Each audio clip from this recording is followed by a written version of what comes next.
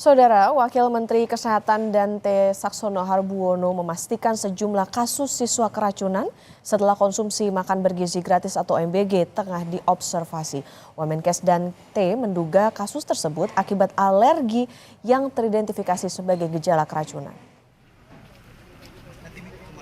Dugaan ini disampaikan Wamenkes Dante Saxono Harbuono saat meninjau program MBG di SMP Negeri 1 Teras Kecamatan Teras Kabupaten Boyolali Jumat siang. Dante bilang polisi sudah mengambil sampel makanan untuk mengidentifikasi penyebab keracunan. Wamenkes Dante minta penerapan program MBG perlu lebih teliti, menyajikan makanan yang higienis dan segar demi gizi siswa. Jadi kadang-kadang ya masalahnya itu biasanya alergi, tapi kemudian diidentifikasi sebagai keracunan.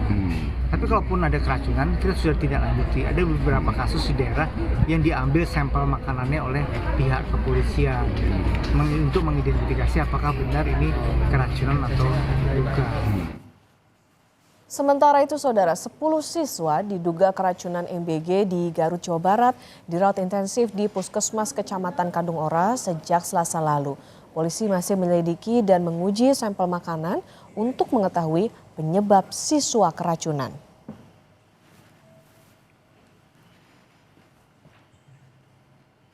Pemerintah meminta maaf soal terulangnya kasus siswa keracunan menu makan bergizi gratis. Menteri Sekretaris Negara memastikan akan ada evaluasi dan sanksi agar kasus serupa tidak terulang lagi.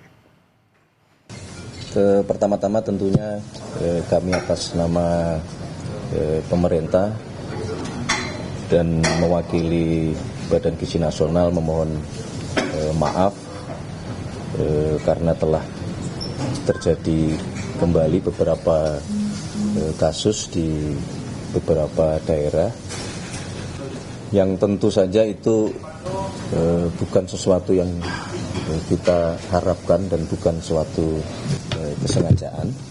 Nah, namun demikian tentu saja ini menjadi bahan evaluasi dan catatan. Kami telah berkoordinasi dengan BGN termasuk dengan pemerintah daerah untuk yang pertama adalah memastikan bahwa seluruh yang terdampak harus mendapatkan penanganan secepat mungkin dan sebaik-baiknya.